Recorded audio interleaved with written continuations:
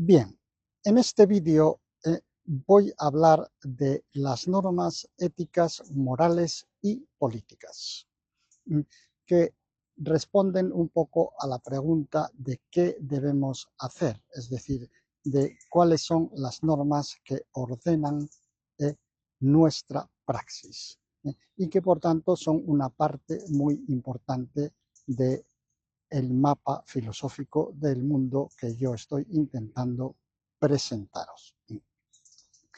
La cuestión aquí fundamental en esta parte del mapa es que hay tres tipos de normas éticas, morales y políticas que muchas veces actúan coordinadamente, pero no siempre, e incluso en algunas circunstancias pueden entrar en conflicto y en contradicción unas con otras. Por un lado están las normas éticas.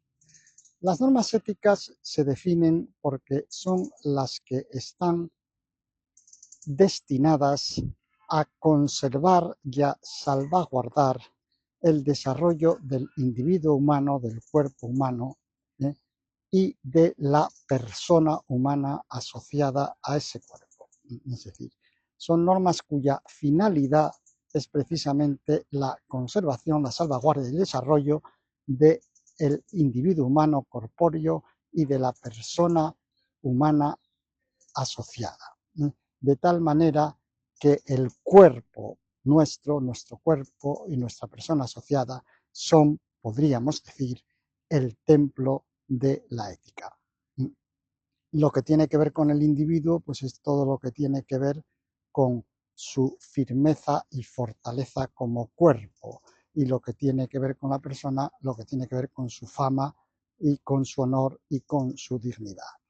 Y por tanto es contrario a la ética todo aquello que va contra el cuerpo y contra la fortaleza de ese cuerpo, el asesinato, el homicidio, la esclavitud, la mutilación, la violación, la tortura, el confinamiento, el abuso, la propia mortificación, etc.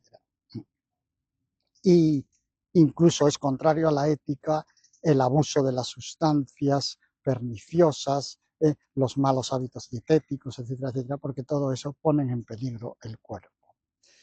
Y es contrario a la ética por el lado que tiene que ver con la persona, pues todas aquellas prácticas de difamación, de afrenta, de agravio, de burla, de humillación, de insulto, de injuria, de menosprecio, de extorsión, de cosificación, de manipulación, etcétera, etcétera. Entonces, las normas éticas son las que nos previenen contra todos esos abusos, ya sean contra el cuerpo, ya sean contra la persona. Por otro lado están las normas morales. Las normas morales tienen como finalidad la salvaguarda de un determinado grupo, la conservación, la salvaguarda, el desarrollo de un determinado grupo. Y los grupos pueden ser de muy diverso tipo, pueden ser grupos de edad, pueden ser grupos de sexo, pueden ser grupos de lengua, pueden ser grupos étnicos, grupos culturales, religiosos, familiares, pueden ser gremios de trabajo, pueden ser grupos en relación con la propiedad, con asociaciones lúdicas, mil cosas, ¿no? Pero muchas veces los grupos eh, tienen normas que exigen un sacrificio de algunos de sus miembros, ¿eh? y ese sacrificio a veces comporta daños éticos a esa persona porque se le están pidiendo cosas que ponen en peligro ya sea su cuerpo, ya sea su fama, honor y dignidad, la fama, honor y dignidad de su persona. Por ejemplo, en el caso de los mafiosos o de los grupos de delincuentes o de terroristas, etcétera, etcétera, pues que exigen una vendetta, una venganza o una omertá, un silencio, etcétera, etcétera, ahí las normas del grupo van en contra de las normas éticas porque pueden ser perjudiciales para algún sujeto, algún sujeto perteneciente a ese grupo. Y dentro de los grupos hay un tipo de normas muy especiales que son las que establece el Estado, porque el Estado es un grupo también, un grupo muy complejo, por supuesto, ya hablaremos de esto en otro vídeo.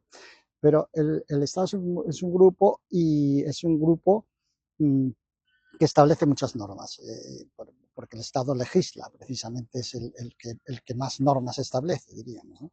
Entonces está continuamente legislando y muchas de esas normas pues son normas que están, diríamos, coordinadas con las normas éticas, porque lo que pretenden es precisamente salvaguardar y, y, y ayudar al individuo y a la persona, etcétera, etcétera, y respetarlo y cuidarlo, etcétera, etcétera, pero otras veces no, porque es el caso del Estado que exige a los nacionales pues ir a una guerra, por ejemplo, ¿eh? Poniéndose en peligro ellos, incluso exigiéndoles que maten a otras personas, etcétera, etcétera. Y es el caso de los estados, por ejemplo, pues que tienen que guardar sus fronteras y entonces a los nacionales de otros estados pues no les dejan pasar y entonces diríamos que les restringen su libertad de circulación, etcétera, etcétera. Entonces las normas políticas, las normas de los estados, aunque muchas veces, como digo, eh, mm, mm, empujan en la misma dirección que las normas éticas, sin embargo, otras veces entran en, en conflicto con ellas.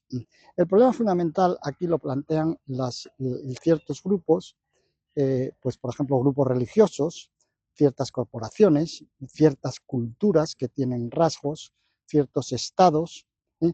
Y ciertas culturas, por ejemplo, que tienen rasgos que son antiéticos, como por ejemplo porque promueven la mutilación, promueven los sacrificios humanos, promueven las, los matrimonios concertados de niñas, etcétera, etcétera.